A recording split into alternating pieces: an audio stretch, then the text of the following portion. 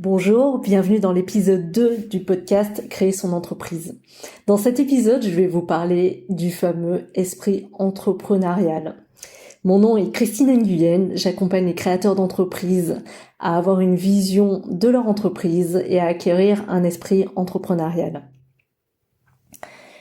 Aujourd'hui, une de mes clientes m'a dit « Oui, c'est un peu compliqué en ce moment, je me suis lancée dans l'entreprise et je crois que je n'ai jamais réussi à avoir l'esprit entrepreneurial. » Et c'est vrai que c'est une expression qui m'a interpellée et je voulais vous en parler aujourd'hui parce que je me suis demandé en fait ce qu'elle voulait mettre derrière ce fameux esprit entrepreneurial.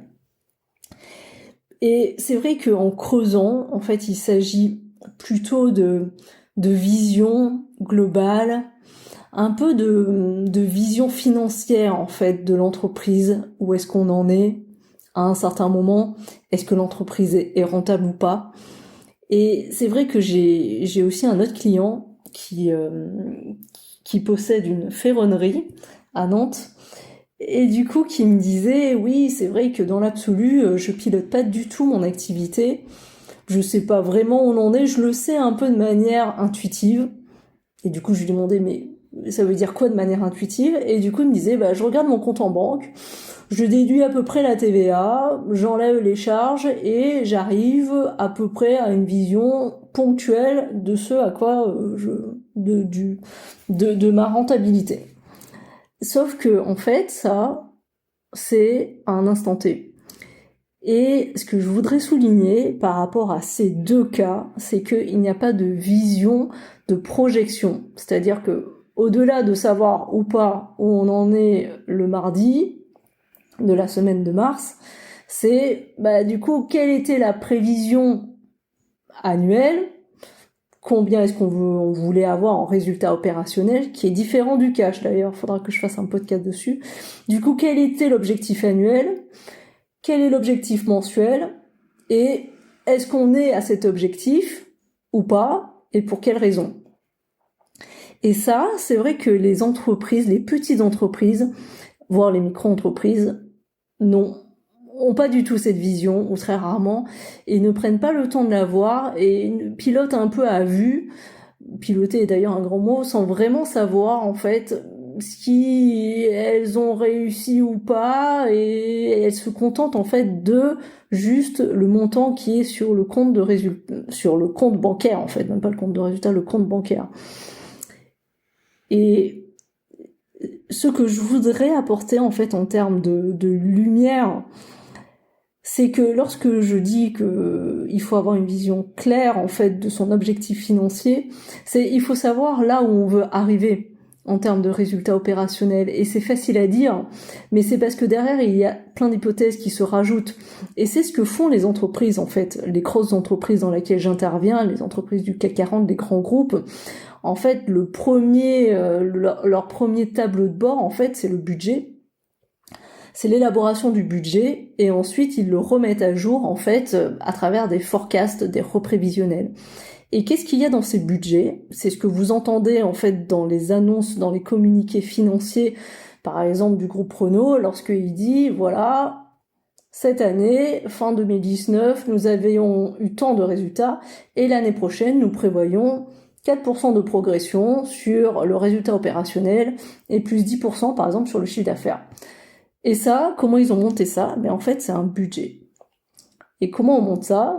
Encore plus, c'est en fait, on fait le tour de toutes les lignes. C'est-à-dire qu'on prend des prévisions, des hypothèses, on se dit voilà, on est en décembre, pour l'année prochaine, 2022, je prévois une progression du chiffre d'affaires sur la base de cette hypothèse. En parallèle, du coup, ça me coûtera plus cher en termes de prix de revient, de coût de revient, et ensuite du coup mes charges fixes, les charges de personnel, les frais de location, les frais de publicité, si j'enlève tout ça, et du coup je me retrouve avec tant de résultats opérationnels qui sont prévus l'année prochaine.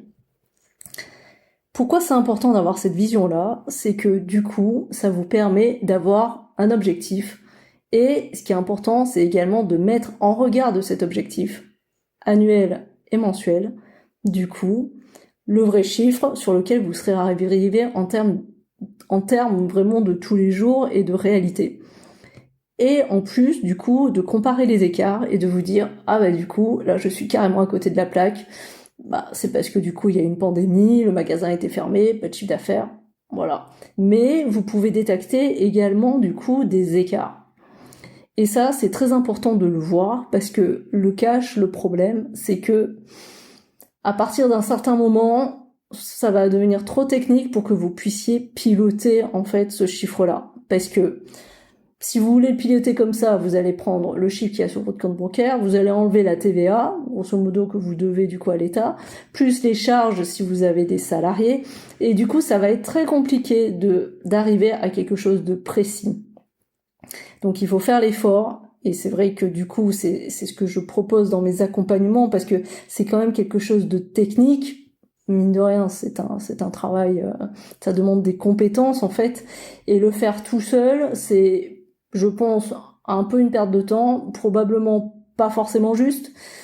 Donc c'est vrai que je pense que en tout cas pour un créateur d'entreprise encore plus, il est important d'avoir une vision en fait de là où vous voulez arriver, si vous y êtes arrivé, et du coup où est-ce que vous en êtes, et surtout d'appliquer des mesures correctrices s'il y a lieu. Donc voilà ce qui se cache en fait pour moi en fait derrière cette notion d'esprit entrepreneurial. En fait pour moi c'est vraiment avoir une vision en fait, et être conscient que avoir une entreprise c'est gagner de l'argent, parce que sinon vous monteriez une association. C'est gagner de l'argent, c'est effectivement, et c'est important de contribuer au monde, mais pas que, et d'avoir des indicateurs en fait pour pouvoir du coup savoir où vous en êtes. Et ça c'est un des indicateurs, mais pas que. Donc voilà, donc écoutez, c'est la fin de cet épisode, j'espère que je t'ai apporté de la clarté, je te remercie pour ton attention et j'espère t'avoir aidé. Si il t'a plu, si tu penses qu'il peut contribuer à l'expérience d'une autre personne, n'hésite pas à le partager, et en parallèle à me rejoindre sur le groupe Facebook privé, dans lequel du coup tu pourras me retrouver et où je délivre le plus de contenu en ce moment.